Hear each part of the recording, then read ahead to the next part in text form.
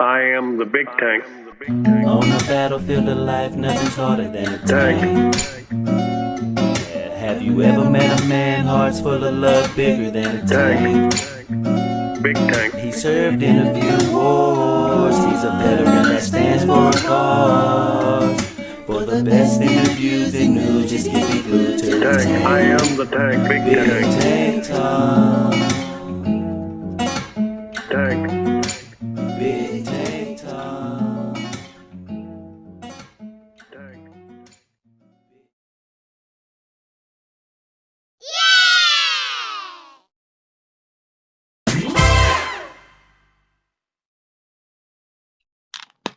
Hello, friends, and welcome to another episode of Big Tank Talk. Today, I have the pleasure of interviewing one of my favorite people on Clapper, Grace H. Wrights. She is an author. She is a wonderful person. She is a future Marine Corps mom. Grace, welcome to Big Tank Talk. Thank you, Tank. Thank you, everybody, for being here. And, I love our discussions, so this is very normal for me. All right, I'm going to start with the same question I ask everyone, and that's tell us a little bit about you and how you came to be on Clapper. Well, I think we all came from the other app, from TikTok. And once they were talking about the ban, we just needed a different, place to market. As an author, I am here to market my books. That's the main reason. And so I heard about Clapper through, I can't recall, actually, to be honest. I can't recall how I heard about it, but me and a bunch of friends just downloaded it, and I think you know them now. And we kind of migrated here. But the big difference between the two apps is now very evident, whereas here it's a community. And now I'm not just here to market. Like, I will make, time for friends and like genuine relationships. Whereas on TikTok, it really is just marketing. If that Well, I definitely understand that. So obviously you're an author. You mentioned you're here marketing your book. When did you decide to become a writer? It wasn't really like a decision that I'm like, okay, well, I'm going to write this book. And, one day I just started writing. Before writing, I was a teacher, an English teacher, but I was never really like happy being a teacher. Not that I loved working with kids. I still work with children in one way or another. But I noticed when teaching, I noticed how many people around the world or children around the world have difficulties learning. And so ever since I was a child, I've been reading. Like, I've been reading even, like books that kids my age at the time didn't really comprehend. I was reading, understanding, and even writing about. And so my teachers kind of guided me to, and would talk to my parents about writing. But we never really took it seriously until I became a teacher. But it was always like in the back of my mind. When I became a teacher, I wanted to do something. I wanted to write something that everybody would understand. I'm Lebanese, right? Yes. I wanted to write in a form where everybody would understand.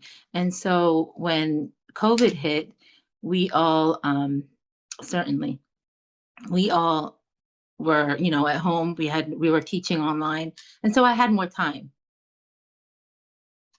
and I just started writing. I used to read a lot on platforms, those apps where you can read books on. And so I just one day just started writing this chapter. And I think I'll leave that for a different question, why I chose to write what I wrote. But and then 3 days later, somebody contacted me, and she's like, because I really just put a lot of time into writing, somebody contacted me and she was like, well, I've been reading what you've been writing and I want to know more. And I sent her a plot. Turns out she was an editor for the company. We signed contract, and 4 months later, I published my first book, which was this. And I'm sorry for which is this. My Mate. My man. That book looks awful familiar, Grace. I know. You have both books. Do you want me to answer the questions, or are you just going to wait? Let me ask it out. Let me ask it out loud. You don't have to worry about reading. I'll ask questions as they come up. And if they come up more than one at a time, I write them down too. So, Okay. Elena wants to know, can you tell us why you wrote the book? And she loves the story. Why I chose to write romance, or do you mean that specific I book? think why you chose to write this specific story. I love that question, Nina. It's well, Sissy's reading it too. It's one of my favorite questions to answer. I wanted to write a love story, and this is generally that was like no other, because we've all been in love, we've all, but I'd never really experienced what I wanted to experience, how I wanted love to be. And so every time, like I said, I used to read a lot, and I love reading romance. That's like the main genre I read. There was just something about the woman character, the female character, which is called an FMC in the writing world, female main character, that just didn't sit right with me. Either she, so I wanted to write Hope, who was different, who didn't care too much about, didn't want to fall in love, was more focused on other things, and then it just happens.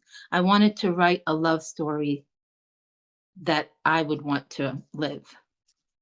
And so I chose to write Zane. I love that answer. I got to back up and ask a question that came up. Wheels Over Matter wants to know if you have a genre you prefer reading. I think you just answered that in explaining how you came into writing the story. I like reading anything. I romance is for sure my favorite genre. Um, I don't like, to be honest, I don't like reading um, erotica. I'm not into, romance and dark romance are what I enjoy most. However, I like mystery. I do like also self-development books. Well, in that respect, you're like me. I'll read about anything. So Yeah, when it comes to reading books, so I'm not hard to please. I like to think I'm discriminating enough to tell a bad author from a good one. And there's a lot of really good ones out there. So that sure. specific to your books, since I'm reading book 2 right now, I'm curious in your character development, do you preset your characters, kind of lay out what kind of people they are before you get into the meat of the story, or do you kind of develop it as you go along in writing the story? In book 1, actually, no. It just happened so suddenly. Like I said, we were in COVID. Everything was on shutdown. I just wrote I wanted what I saw love to be and how I like a man to be. Now, if you've read my first book, there are some things in the book, I have to say this, that are dark. And when I say dark romance, there's some things in the real world are just not acceptable. And reading dark romance, it is, if that makes sense. So, yes, I exaggerated a little bit with like when you read the book. I don't want to give too much away. You'll see what I mean. But generally, I put in everything I like into these characters, which was loyalty, you know, intellectual, the level of intellectual, their connection, things like that. But for book 2 and 3, I definitely did sit down and kind of say, especially book 3, because it is totally about a totally different person, and book 4, different genre, down and kind of Right. said, this like, this is what he looks like, this is what she looks like, and then their traits and where to go from that, how they're going to change. Right on.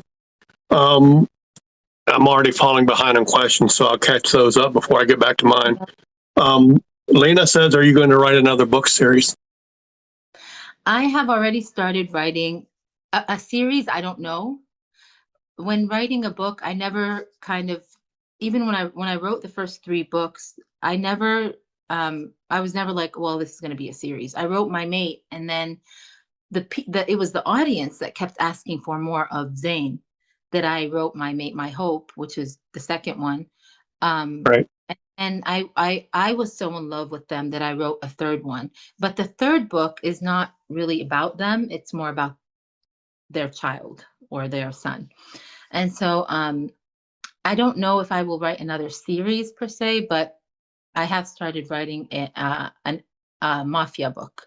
It's taking much longer than I thought it would, only because it is such a hard trope to write, because Right. I'm not very familiar. And I think I told you once, Tank, that I'd like to talk to you because I know you are originally Italian and you had mentioned something about your family. And I'm like, so I try to be as realistic as I can with my books. So I do a lot of research and talk to people with experiences, and kind of take from that. I don't use their experiences in the book, but I want to use the right names, right dates, the right, context. Right.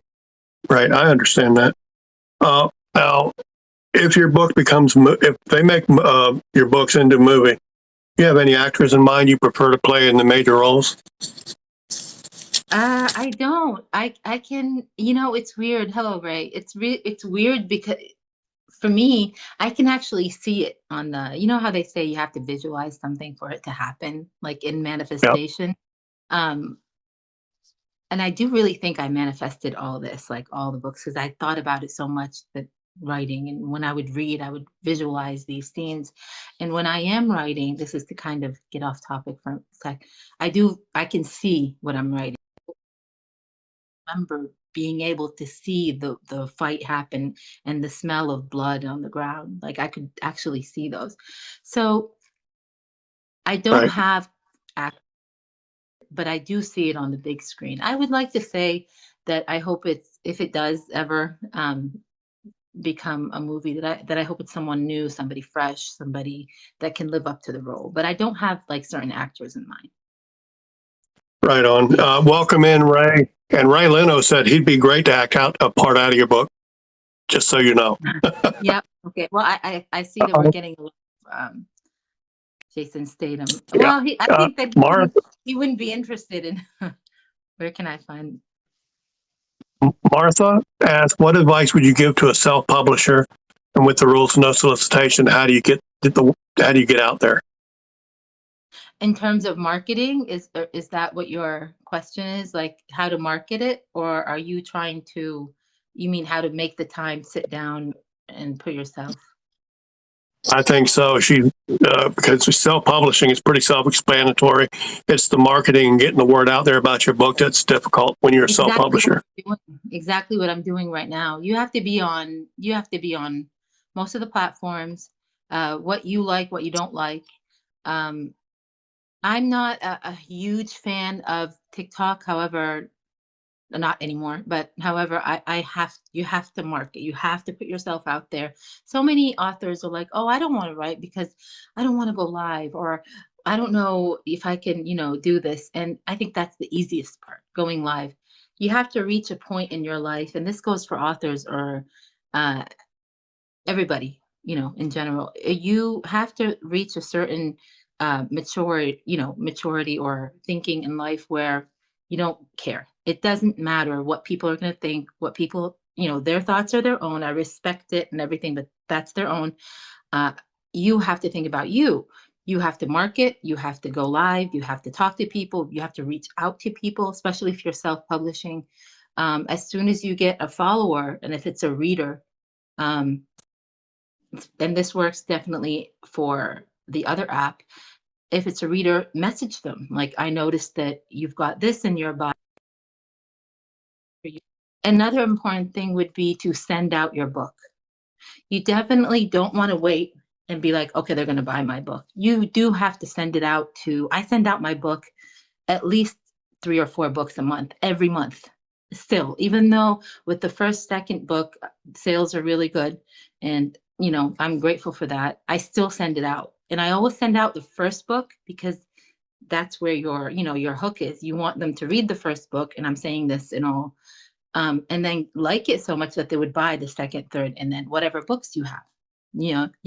So reach out to people, go live, reach out to people, books, make a community, get your community, know your people, know your community, where they are, um, what they like to read. You have to be a people person. And if you ever need help with that, if you're an author on here, or I will go live with you, I will market with you. I'll help you any way I can. Absolutely. By the way, Heather and Paula have come in, and Dave has been in and out and said he'll be in and out because he's working. But I wanted you to know Yeah, all I'm three of them have been grateful here. for everybody. And yeah, I'm so grateful for everybody. I know that everybody's working, especially for people on the other side of the world. They're working. I know Paula's working. Heather probably has things going on, but they still made time to come in. Everybody, really, I'm grateful for you all. I don't know. I can't read the list, but everybody who came in. All right. And Next Grace. question. Paul wants to know what authors have influenced you the most. Authors.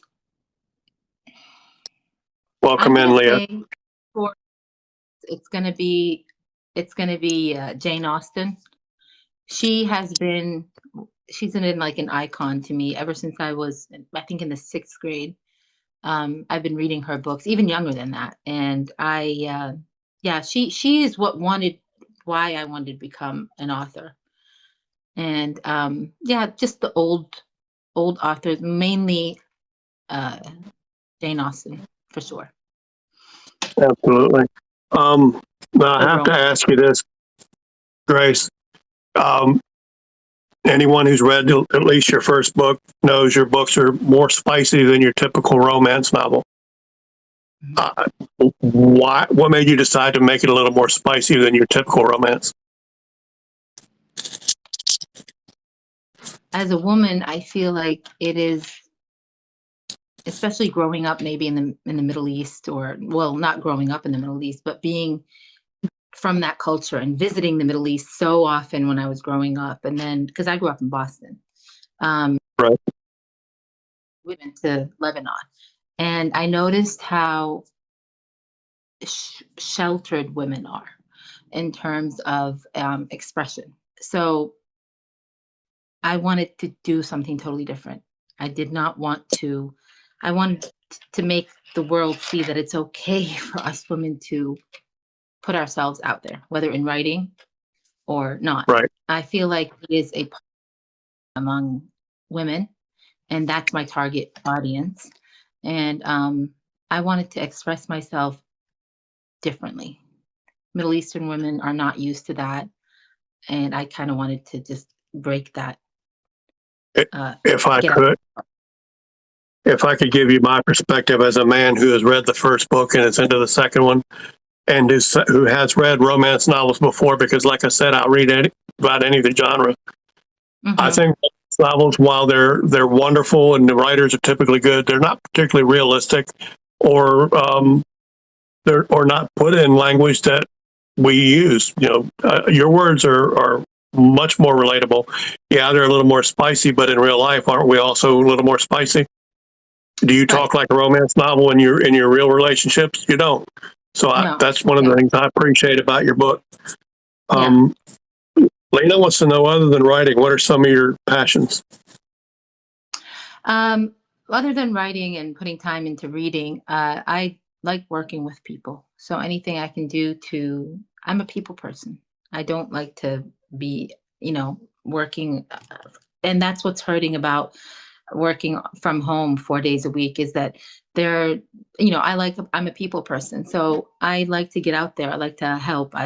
If I can do anything to help, I will. And when I say help, I don't mean necessarily, uh, you know, I mean as in a job that you can help the world.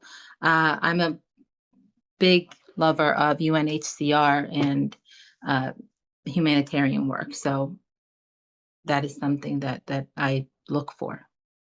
I also like my girls' nights. I like my family time. I love spending time with, my own family. Um, Right.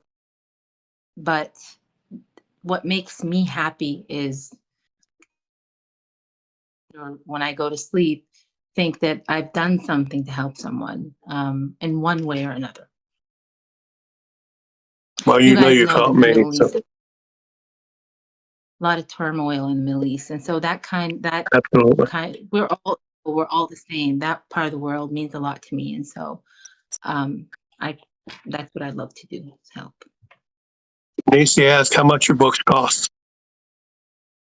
I think it's just the first book, My Mate, is just under $18, like around $18, which is a price that I didn't price on my own. So when you're an indie author, you can work with Amazon and come up with a price and, you know, on your own. But when you write for a company, you're a traditional author like myself, your company will mostly, because they do some marketing too. They take everything into consideration, and then we talk about pricing. So I thought it was a fair. I didn't want it That, to be like too out there. So, 17 was fair. that's a good price. Cara Wheelo, her books are available on Amazon.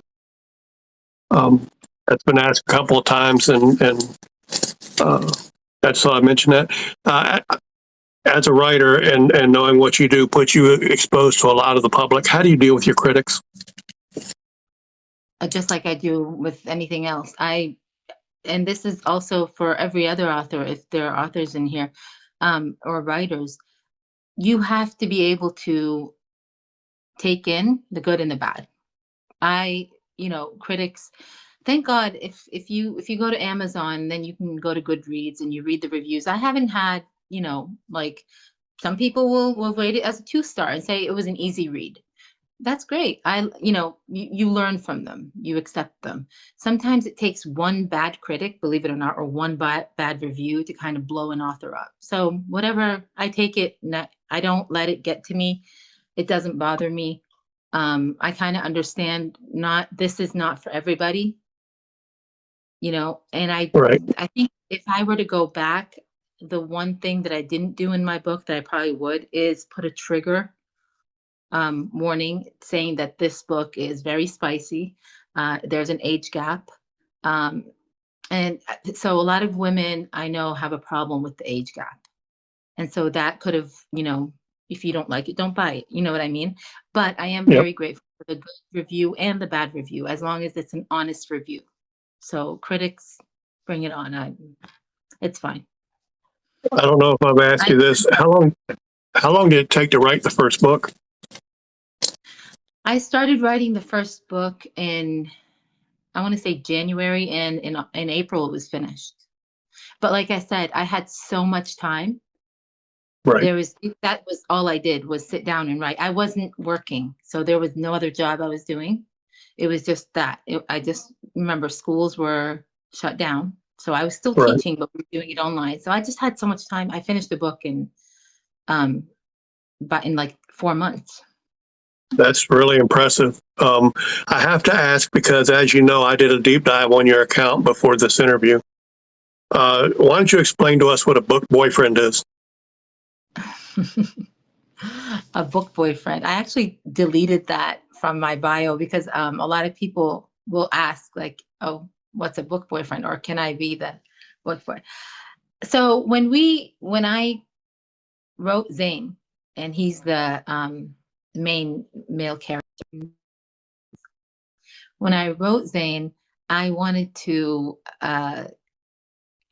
I created him in what I like. And book boyfriends, and this is again for all, if I know on this app there are no minors or no, but there are some things in books that are just not acceptable in real life. It would just be a call, "Hey, he did this, come get him." You know what I mean? But a book boyfriend is someone who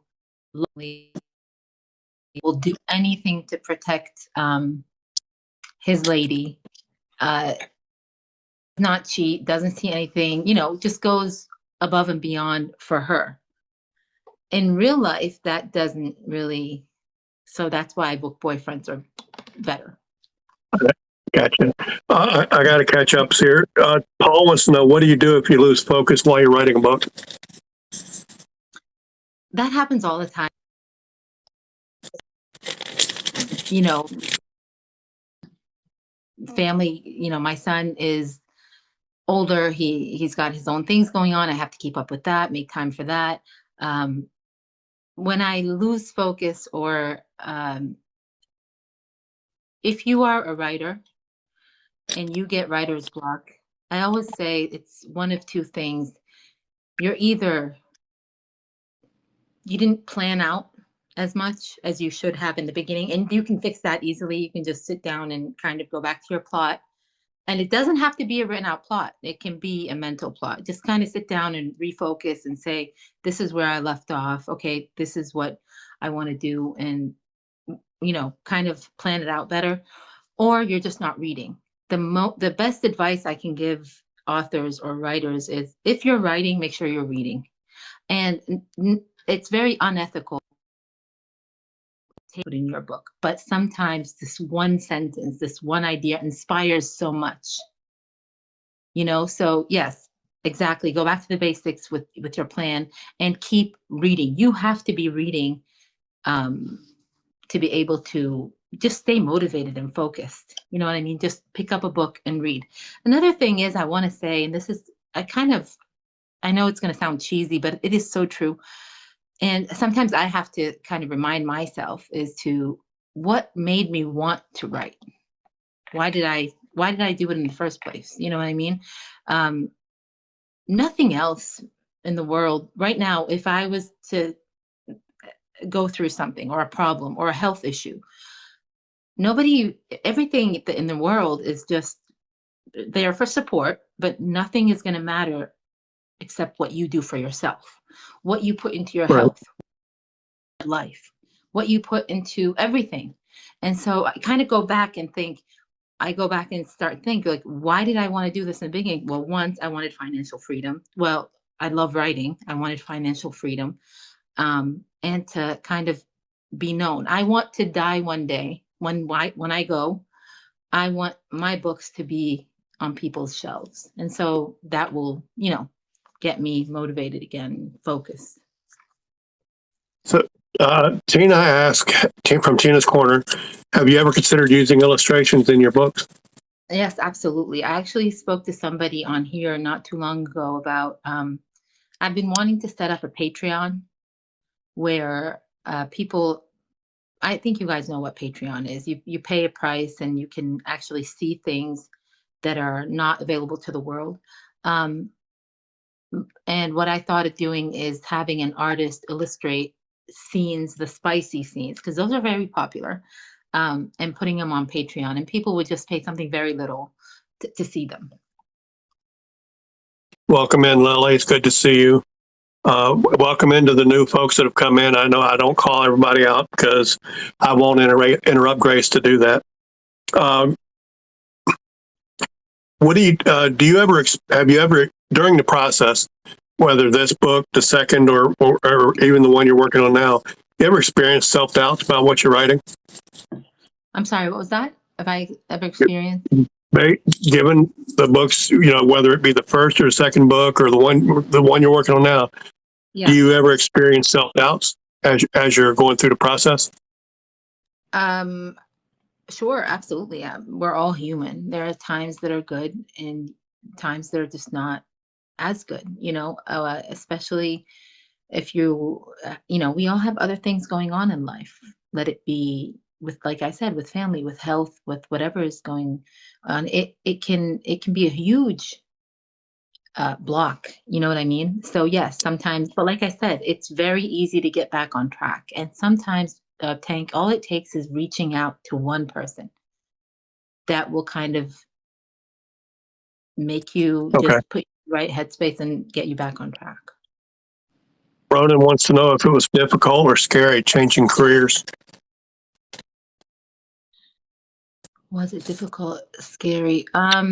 When I started writing the first book, I was still teaching, but like I said, we were online because of COVID. So I didn't really, Right. it just happened. I was just taken by surprise when I was given the contract by Dreamy, and it was a 3-year contract, and I sat there and had to read it several times to make sure, to know what I was getting myself into. I didn't give it much thought because I was still thinking. The hard part was when I quit teaching and I didn't have any other job. There was no other income, as in me making my own money. Aside from that, was when I quit teaching to do this on its own, even though I had applied for, because as an author, let's be realistic, you need another job. Right. So I had applied for thing, or I had something in mind, but quitting the job, sure, it was scary. I didn't know like what I was getting myself into, where it would go. But I was just at the time in a much better headspace than I am now. And only because things just were easier back then. Um, I was so motivated. Like I manifested my first book. And I know that sounds cliche, like I just, when you want to do something, do it. Don't sit there and overthink. I Right. just quit my job, signed that contract, and it's been great ever since. Like I've just signed a second contract with them. So another 3 years, which ends in 2 years. That's awesome. Ray, a wonderful Everything but question, brother. that. He says, do you ever get taken over by your writing? Do you ever find yourself living it like he does when he writes his music? Living it. When I'm writing, like I said, I can actually see what's going on, feel what's going on. When I first wrote my first war scene, and this is like my books are werewolf, by the way. So this is a werewolf against werewolf book. In the first book, there was no other mythical creature; it was just werewolves. But there were rogues against the werewolves. I could see it, like I could feel it. Does it affect my real me in real? No, because uh, it would be unrealistic to think I'm, waiting for the Zane. You know what I mean? Because, like I said, there are some things in the book that are exaggerated that I would not accept in my real life, like world. You know what I mean? Do Good you ever question, think Ray. I lived? What I think Do you ever think so. you lived it before? I'm gonna be honest. And this was not. I just sat down and started writing a character, how I would like her to be, and the characteristics of, in my opinion, what I like in a woman, or how a woman should, compose herself. Well, a lot of people will be like, "That's you," or, and I'm like, "It really isn't. She's just a total character that's totally different. We've both lived different lives. You know what I mean?" So could it be a past life? That's a very interesting question, Ray. I mean, it could, yeah, for sure. I do believe in that. I would. Okay. I hope that Now, I could, live a love like that. as somebody who is no longer an aspiring writer, you're actually a published author. What advice would you give to aspiring writers as they're getting started? Read, read, keep reading, and never give up on yourself. Remember why you started. Um, Never give up on yourself. The most important, most crucial thing I can say is don't let anyone's words affect you. Don't let anyone's opinions affect you. When I first started writing my mate, I just want to take a second. Yes, Yvette, I see you, of course, and welcome in. Thank you for coming in. When I first started writing started writing my mate, I like I said, I had no idea. I just sat down and wrote this love story, and it blew up. It became very popular. I was so kind of shy, embarrassed. I didn't want people to read that I'm writing these, you know, uh, mature content scenes. What are people going to say about me? What is my family going to say? This and that. And then just one day, it just clicked. I don't care. I don't care. This is me. This is my book. This is what I like. You either can accept it, read it, and you can leave an honest review, and I will respect that. But anything, what you think, your opinions, your thoughts, that's you. That's not me. I respect it and I wish you the best, and that's it. You have to be able to get to a certain point where write what you want and don't let anyone's thoughts. You have to stop caring about what the world is going to think or how you're going to be conceived, perceived, how you're going to be thought of. Oh, she's writing spicy novels. She must be blah, blah, blah. This is me, you guys. Most of you know me. You know how I carry myself. I've gone live with my friends here. You guys know most of them by now. You know how I lead my life, and you've read my books. There's a huge difference, but that's me. However, I don't have to present myself that way. I have my private life. You can like it and read it, and I welcome you, and I love that. Or you can't, you don't, and I still respect you and love that. But I am not going to stop my life and stop what I want to do, stop writing because the world or women or in the Middle East, it's not, that's the reason I wanted to do something different. So be afraid, keep writing. So Sharon wants to know if you ever went to sleep, dreamed something, and then woke up and wrote based on what you dreamed. Sure, absolutely. That's when you know you're doing something right. When you start dreaming these things and you make sure you I keep a notebook by my side. Like I get up and I'll try to jot down what happened or just quickly, like this has happened. It gives you an idea, not the dream itself, because I hardly ever remember my dreams, but it'll be something like thought or idea. I jot it down and then you can expand on that. Sure, that's when the universe or God or however you want to look at it is giving you ideas to, and that's when you know he's backed you up or the universe is giving you what you want when you start dreaming. Ray, another brilliant question. He asked, when your work is published, does it feel to you like it's been given life in a way, since that's the way he feels with it when he does his music? Absolutely. Yeah. I love knowing that people are actually buying, like people around the world, because my mate was translated into several languages, into Portuguese and Spanish.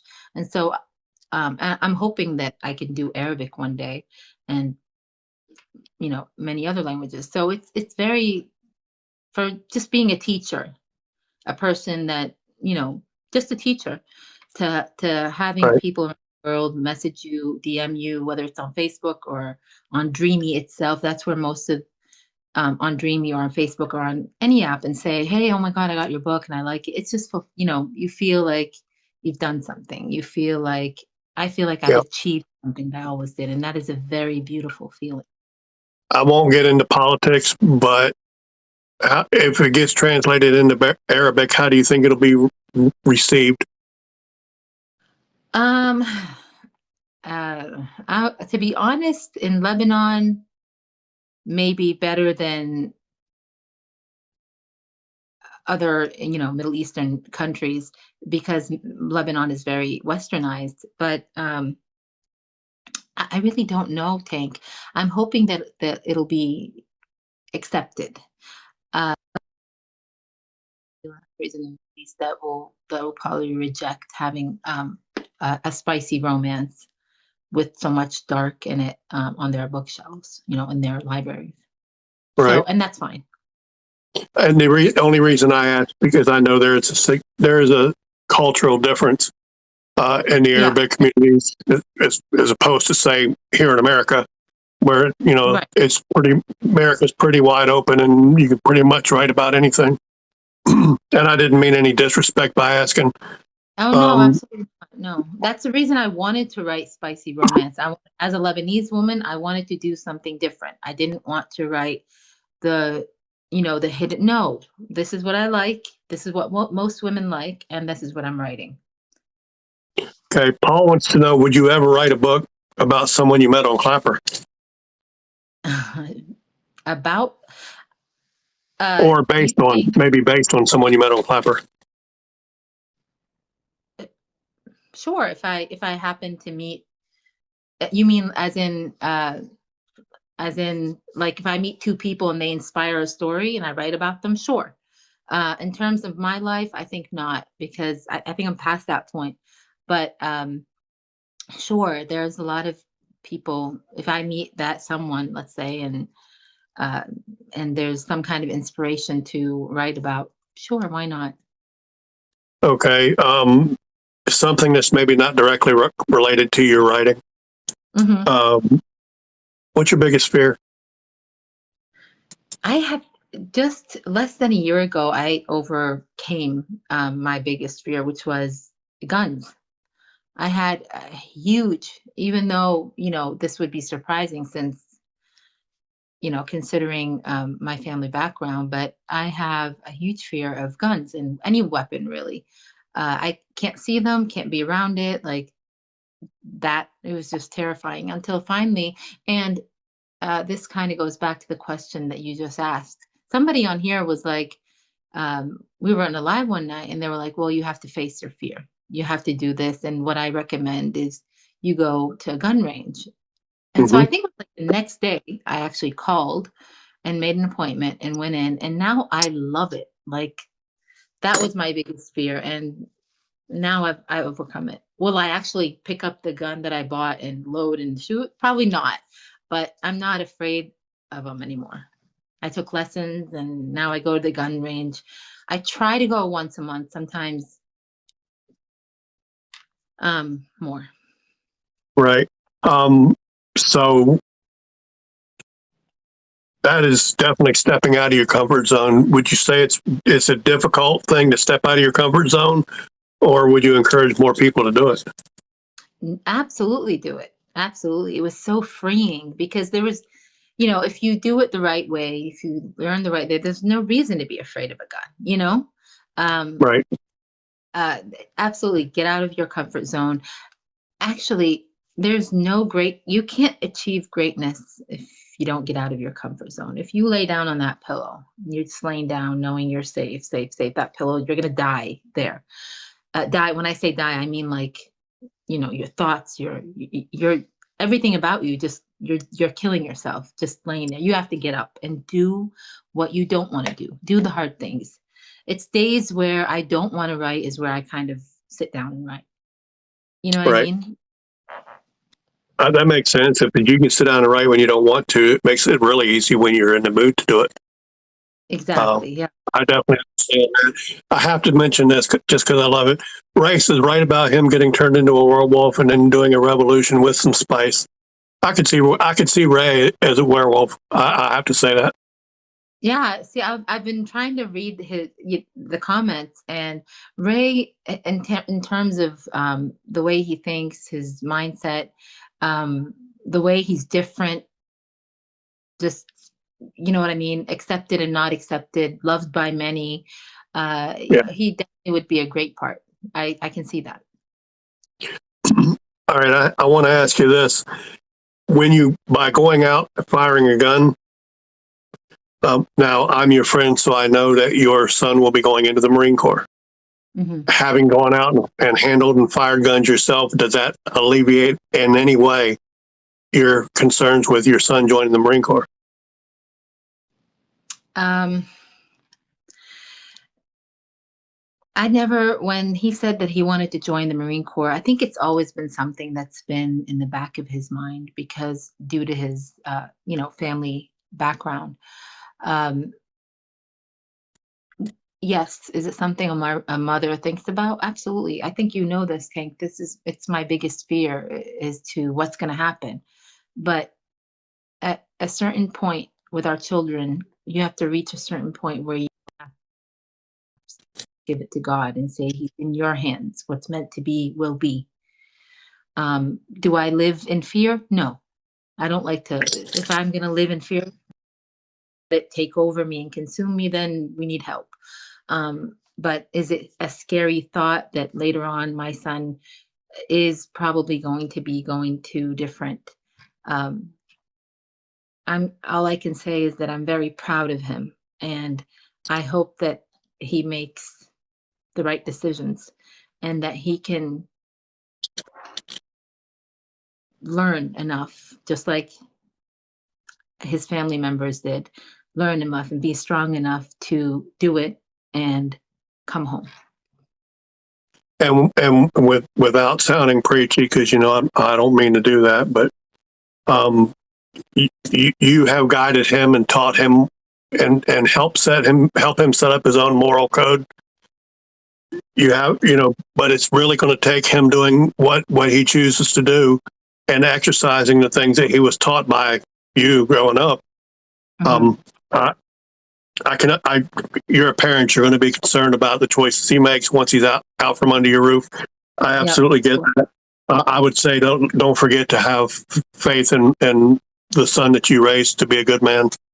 Yeah. And from the decisions we've talked about that he's making so far, I think you've done a phenomenal job. Thank you so much. Thank you. He's a very good kid, and he really wants, like, he is so wants to go there, wants to join. You guys know that the first 3 months are the hardest. And I think that's what worries me most is boot camp, the first 3 months. And I know he's going to be broken down, but then, so no matter what we do at home, we raise them right. They make that decision.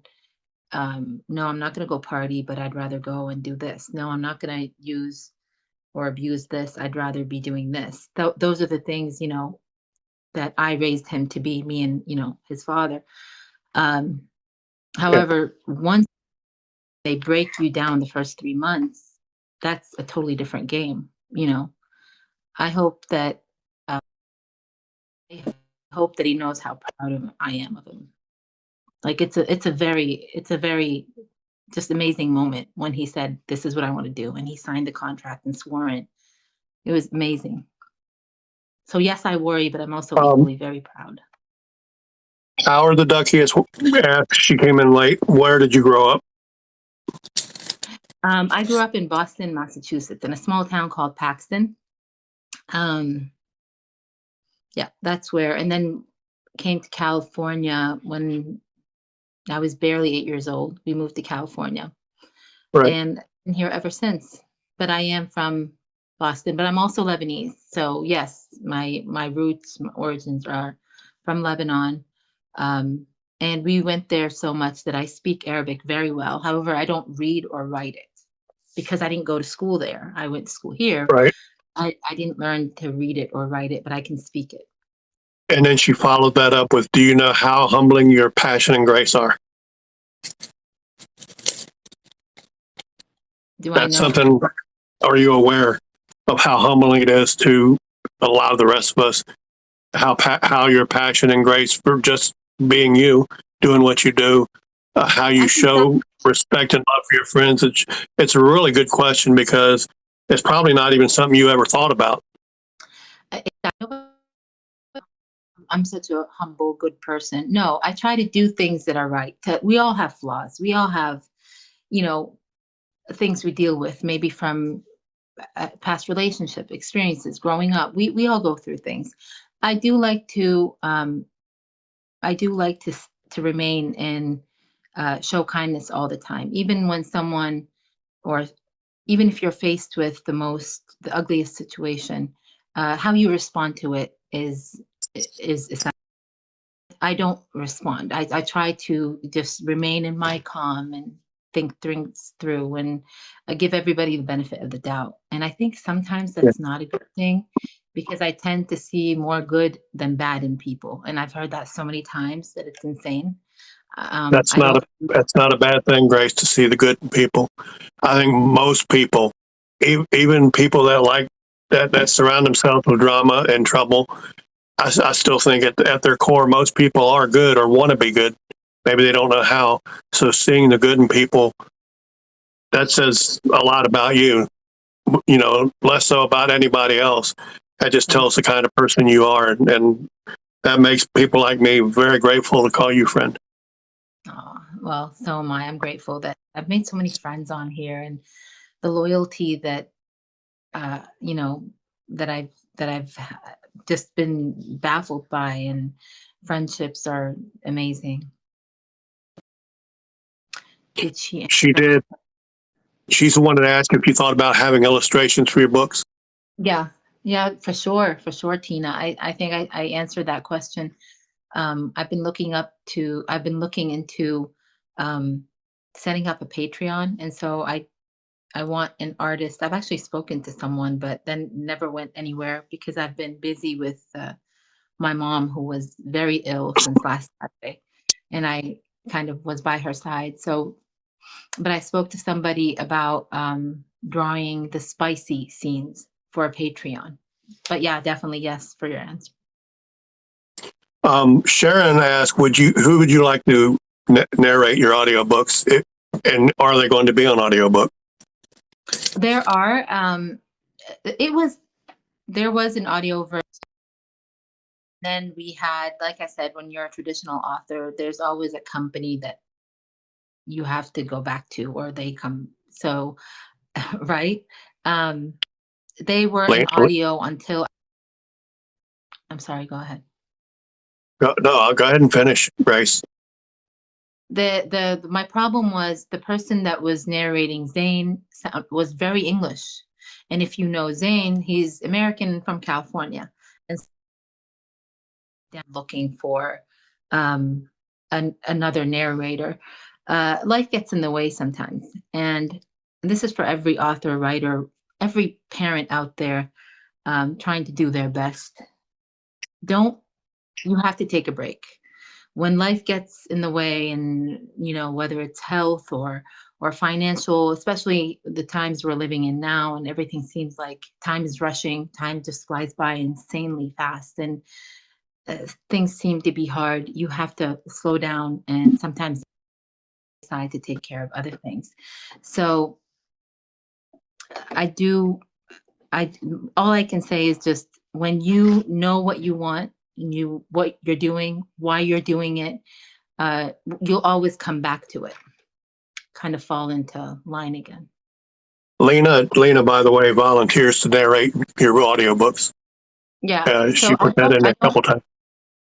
Yeah. Well, Lena has a very good voice. I don't have anyone in mind. However, there are a lot of narrators, whether it be Will or um, I can only name Will because he's the one that I've spoken to there. But there are several other narrators that have uh, they have videos of them reading my book, mostly on TikTok, some on here. But if you go to Will, he's been Hey, doing a Val, great.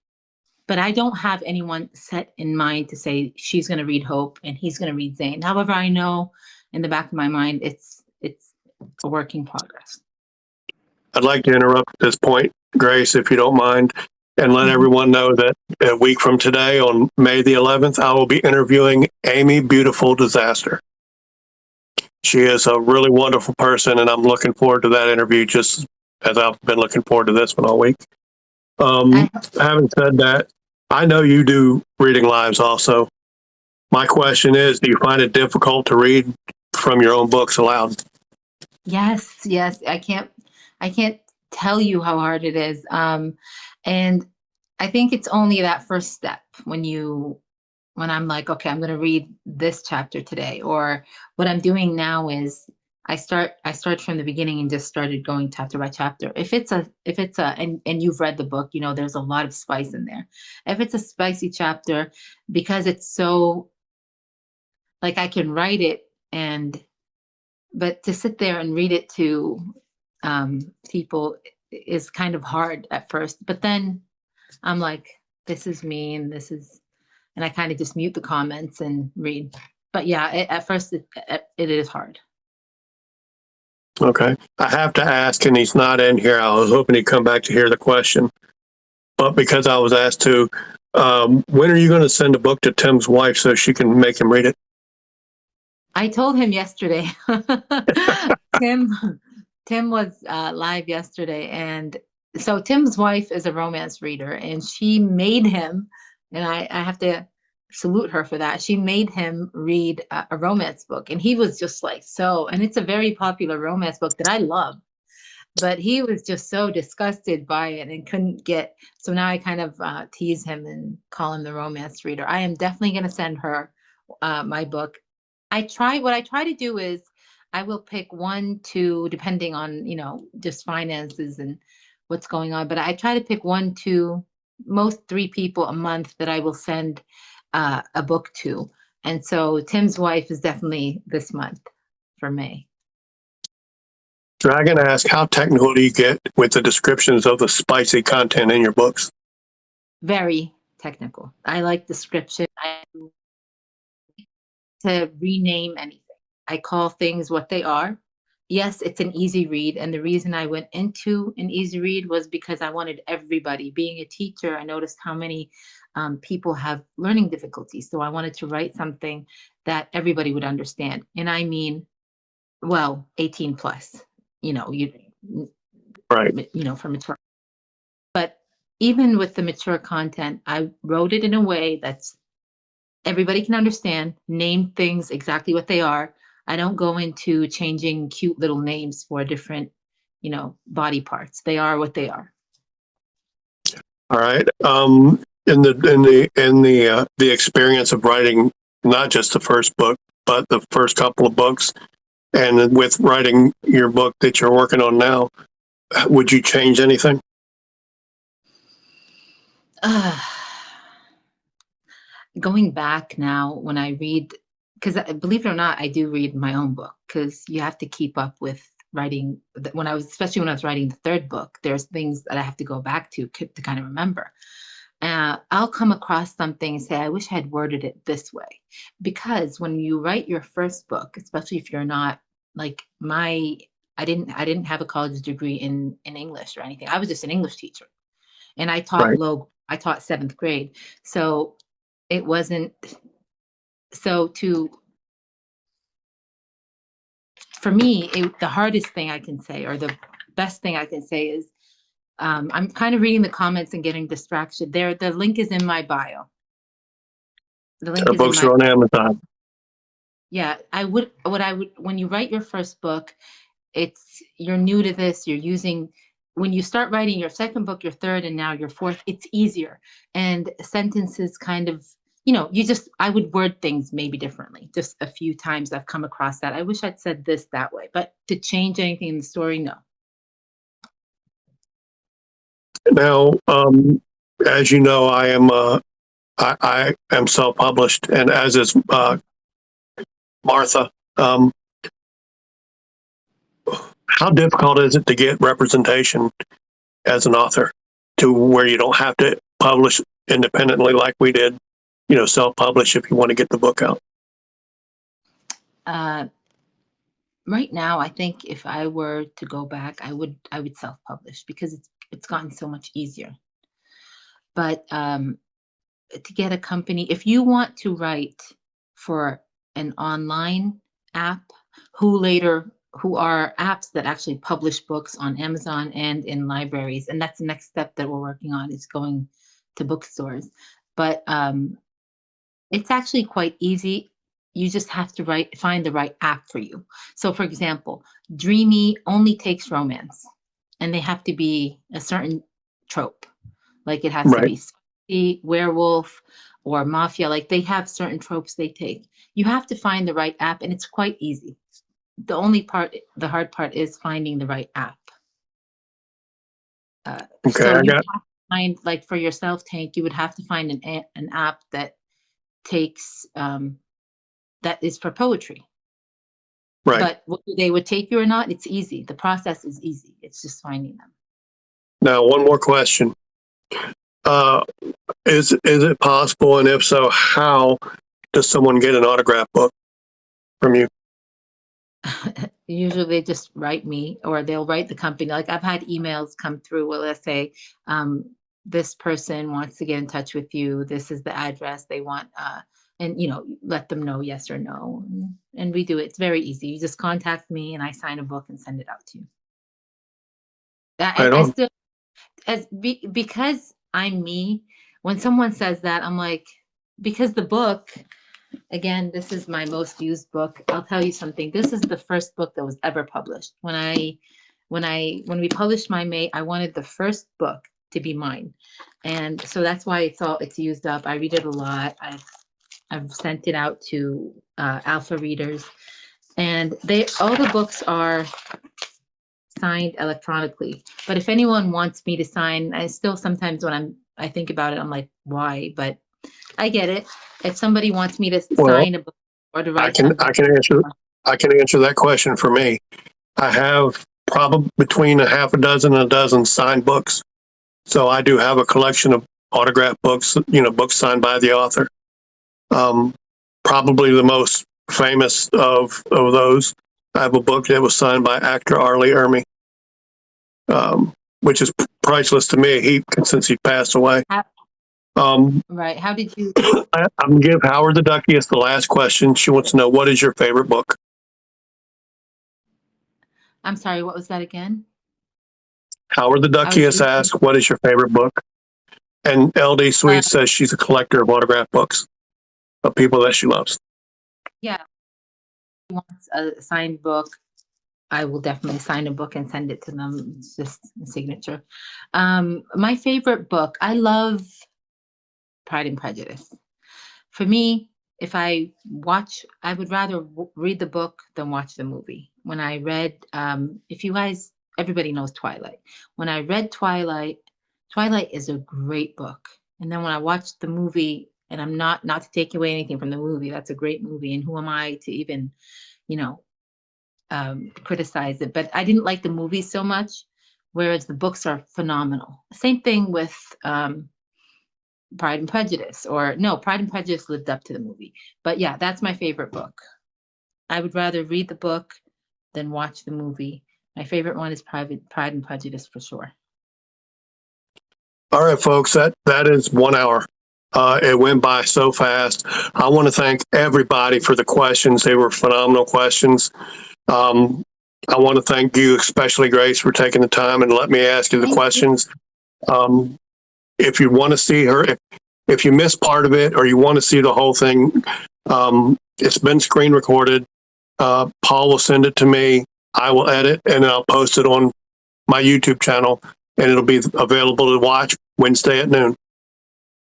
Thank you so much. In the meantime, Grace, you've been an amazing friend to me, and I do appreciate you. Thank you for letting me interview you. And again, I have Amy Beautiful Disaster as my guest next week. Hope to see you guys there. Until then, have a wonderful rest of your Sunday. Bye, everyone.